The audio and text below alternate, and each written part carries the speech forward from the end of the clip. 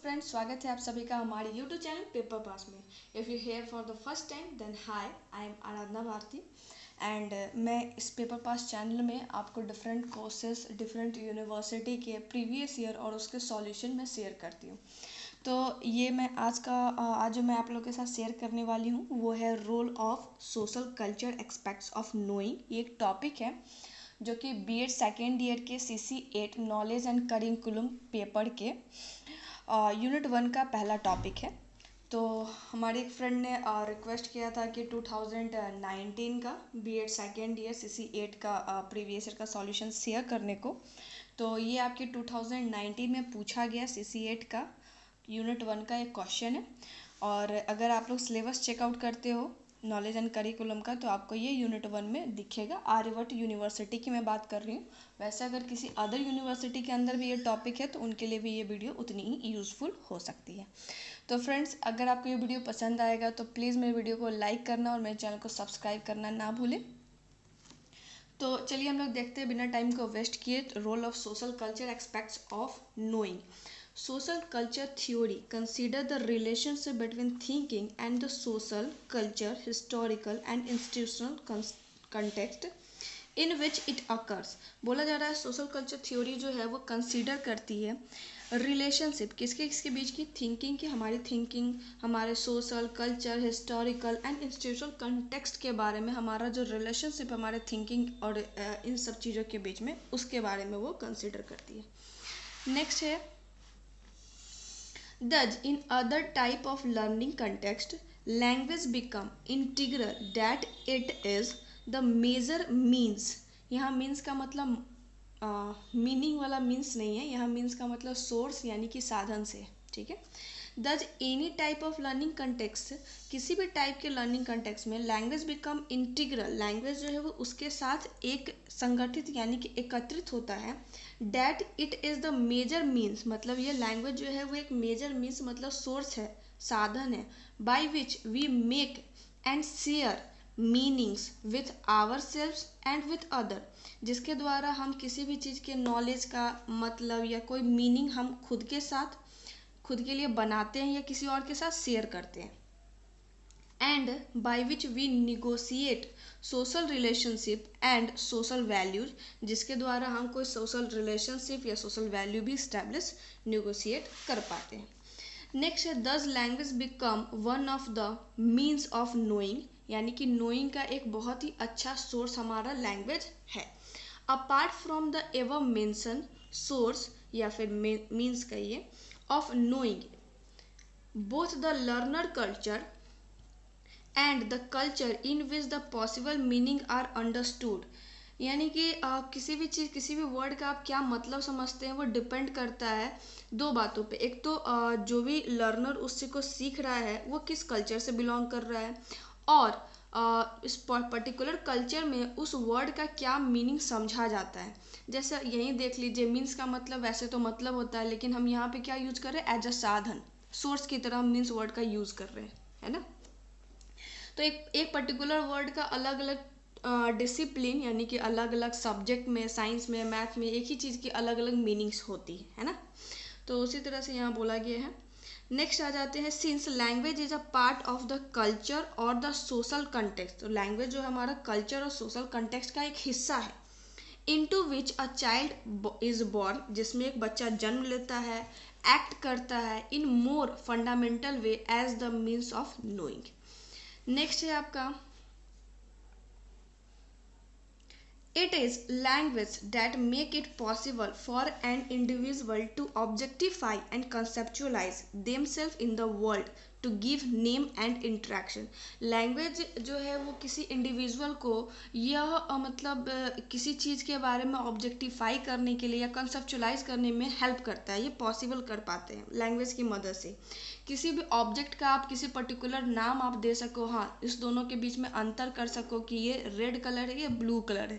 तो जब तक आप उसको कलर आप देख रहे हो कि डिफरेंट है, लेकिन आप किसी भी व्यक्ति को कैसे बताओगे कि ये कौन सा कलर है। तो वो रेड वर्ड जो है, वो लैंग्वेज जो है वो हमारे लिए ऑब्जेक्टिफाई या कॉन्सेप्चुअलाइज में हेल्प करता है।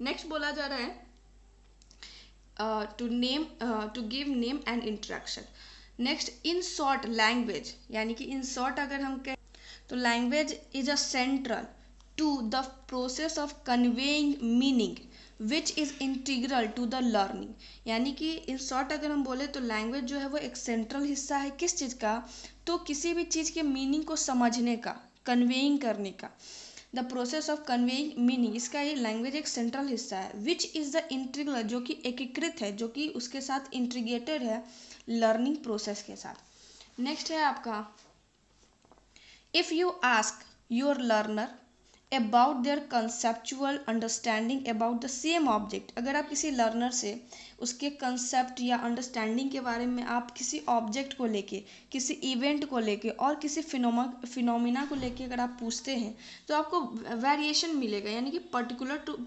पर्सन आपको इस चीज़ में डिफरेंसेस देखने को मिलती है। ठीक है, तो यहाँ पे वही बात लिखी गई है, you will find variation. This difference in the understanding of the concept can be attributed to the process of knowing. और यही वेरिएशन अंडरस्टैंडिंग में या कंसेप्ट बनाने में हमारा प्रोसेस ऑफ नोइंग का एक एट्रीब्यूट की तरह काम करता है।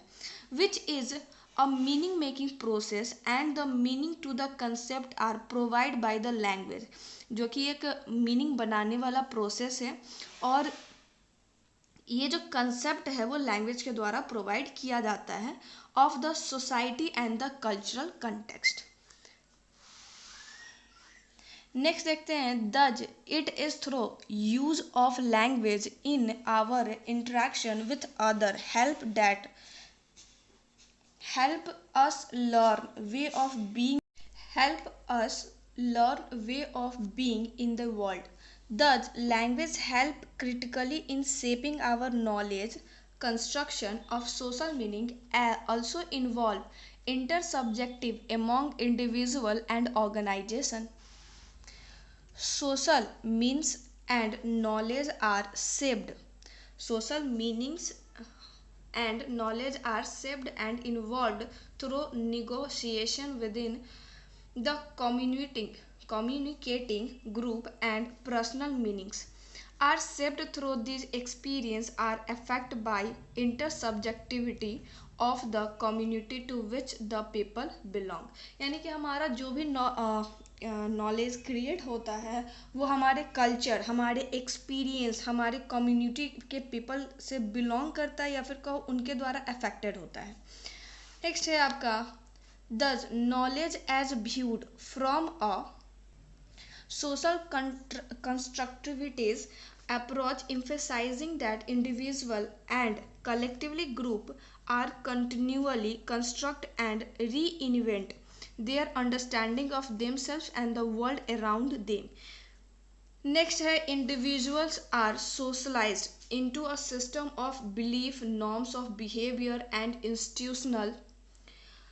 The influence of social constructivity's view of knowledge implies that knowledge is a human product and that is socially and culturally constructed. यह कोठारी कमीशन के द्वारा बताया गया है कि हमारा जो नॉलेज होता है वो हमारे सोशल कंस्ट्रक्टिविटीज़ का जैसा व्यूज़ होता है, वो यानी कि वो किसी चीज़ को कैसे देखते हैं, वो सारी चीज़ें हमारी ऊपर इन्फ्लुएंस करती है। Next, it's point to the notation that individuals create meaning through their interaction with each other and with the environment they live in. Next है, thus the very process of experiencing reality is facilitated by the culture tools and culture act as means of knowing and knowledge. This is also true in the case of school knowledge. यानी कि किसी भी चीज़ को आप reality को experience करके ज़्यादा अच्छे तरीके से सीख सकते हैं, यानी कि कल्चर को एज अ टूल हम लोग यूज़ कर सकते हैं, है ना। और यही चीज़ स्कूल के भी नॉलेज में यूज होती है। जैसे अगर आपको फ्लावर बताया जा रहा है, रोज़ का फ्लावर, लेकिन वही चीज़ वो दिखाया जाएगा तो वो आप ज़्यादा अच्छे से सीख पाएंगे, है ना। उसको रिलेट करके, यानी कि इंटरेक्ट करके, इंट्रैक्शन के द्वारा हमारा नॉलेज का जो क्रिएशन होता है वो इन्वायरमेंट, जो भी जिस भी इन्वायरमेंट में हम रह रहे हो, जिस भी कल्चर में हम रह रहे हो, वो ज़्यादा आसान हो जाता है और वो हमारे नॉलेज को डायरेक्टली इनडायरेक्टली अफेक्ट करती ही करती है। नेक्स्ट है फ्रॉम, तो अब हम लोग बाइंड अप कर रहे हैं पूरे सॉल्यूशन को।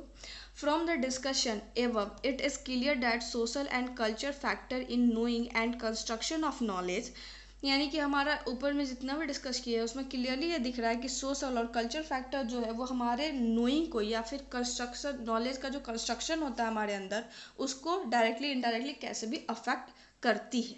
ठीक है, दज the drive culture understanding and the experience that students bring are highly influentially and needed to be taken into account while we teach in the classroom. Derivatively meaning of the word culture, culture is derived from the Latin language culture which means to nourish.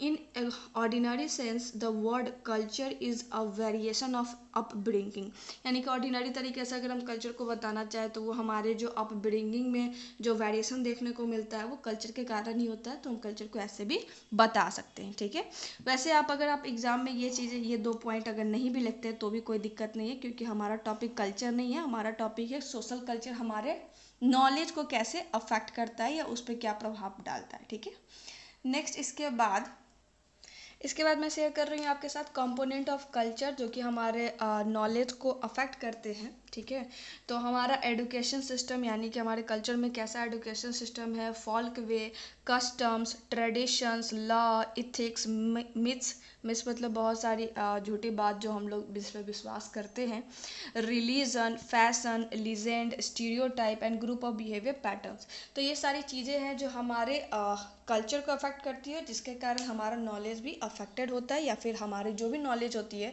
वो इन्हीं से influenced होता है, आप ये भी बोल सकते हैं। तो इन सारी चीज़ों को मैं पॉइंट वाइज, नंबरिंग वाइज भी लिख सकती थी, लेकिन ये डायग्रामेटिकली बनाने से सबसे अच्छी बात ये होती है कि आपका नंबर ऑफ पेजेस ज़्यादा होता है। ठीक है, और ये देखने में अच्छा लगता है, यानी कि बाकी ऑर्डिनरी, बाकी जो स्टूडेंट होते हैं उससे आपकी कॉपी अलग दिखती है, तो इससे मार्क्स ज़्यादा मिल सकते हैं। मैं अपने पेपर में, मेरा जब एग्ज़ाम था तो मैं जितने भी इस तरह के पॉइंट होते थे, चाहे वो कल्चर्स, ये आप कंपोनेंट ऑफ कल्चर का देख रहे हो या फिर टाइप ऑफ नॉलेज अगर पूछा जाए तो 2 टाइप्स लिखने के बाद मैं इस तरह का डायग्राम बना देती थी, या सोर्स ऑफ नॉलेज पूछा जाए तो बीच में सोर्स ऑफ नॉलेज लिख के उसके जितने भी सोर्स होते थे मैं इस तरह से डायग्रामेटिकल ही बना के लिखती थी। उसके बाद अगर मुझे एक्सप्लेन करना है तो मैं हर एक को बाद में इसके बाद एक्सप्लेन भी कर देती थी।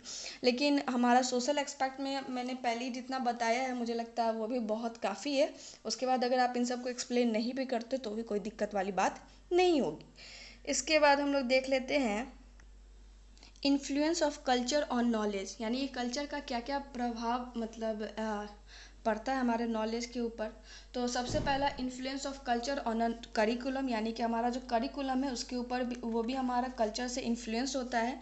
Curriculum is prepared according to the culture of society. The system of education try to realize the culture need to the society through the curriculum which condition all education activities and program, यानी कि हमारा जो curriculum है वो हमारे culture के according, हमारे जो भी सोसाइटी है उसके कल्चर के अकॉर्डिंग ही प्रिपेयर किया जाता है।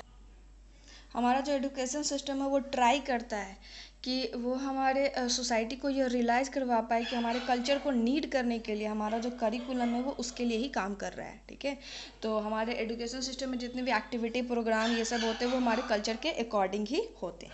नेक्स्ट हमारा जो पॉइंट है वो है influence of culture on school, यानी कि हमारे स्कूल भी कल्चर से इन्फ्लुएंस होते हैं। और school is a miniature of society, यानी कि स्कूल को आप बोल सकते हो वो हमारी सोसाइटी का एक छोटा हिस्सा है, या फिर छोटे बच्चों के लिए स्कूल ही एक सोसाइटी, क्योंकि वहाँ पर डिफरेंट तरह के स्टूडेंट, डिफरेंट बैकग्राउंड से, डिफरेंट कास्ट के, डिफरेंट रिलीजन के स्टूडेंट आते हैं और सारे स्टूडेंट एक साथ पढ़ते हैं। ठीक है, तो ये हमारा इसलिए यहाँ बोला गया है school is a miniature of a society. The total activities and program of a school are organized according to the culture, ideas and values of the society which establish and organize the school. Next, influence of culture on a discipline, यानी कि हमारा culture का discipline के ऊपर भी बहुत influence होता है. Culture value are influence the concept of discipline. The present culture pattern of thinking and living are directly linked to our concept of discipline, where the democratic value are accepted all over the world. Next है influence of culture on method of teaching, यानी कि हमारे teaching करने का कौन सा method होगा वो भी हमारे कल्चर से इन्फ्लुएंस होता है. Culture and method of teaching are intimately connected. The previously teaching was teacher centre, now it has become student centre, यानी कि हमारा जो पहले टीचिंग का जो मेथड था वो हमारा टीचर सेंटर था, लेकिन अब जाके वो क्या हो गया, स्टूडेंट सेंटर हो गया है. So the interaction interest, attitude, needs and capacity of children are taken into full consideration. यानी कि स्टूडेंट सेंटर में हमारे बच्चों के इंटरेस्ट, उनकी रुचि, एटीट्यूड, नीड्स, कैपेसिटी, इन सब को कंसीडर करते हुए ही उनको आगे की जो भी हम टॉपिक पढ़ा रहे हैं, जो भी कुछ समझा रहे हैं, उन्हें सिखा रहे हैं, वो उसके अकॉर्डिंग ही होता है. यानी कि उनके अकॉर्डिंग ही हमें कौन सी टीचिंग मेथड यूज़ करनी चाहिए वो हम सेलेक्ट करते हैं. In this way education is a method of preparing children for the future for effective learning. तो इस तरीके से अगर देखा जाए तो एडुकेशन एक ऐसा मेथड है जिससे हम बच्चों को उनके उज्जवल भविष्य के लिए प्रिपेयर करते हैं, तैयार करते हैं. Thanks friend for watching this video. अगर ये वीडियो थोड़ी भी हेल्पफुल है आपके एग्जामिनेशन पर्पज से तो प्लीज़ मेरी वीडियो को लाइक करें, शेयर करें एंड मेरे चैनल को सब्सक्राइब करना ना भूलें. Thank you so much.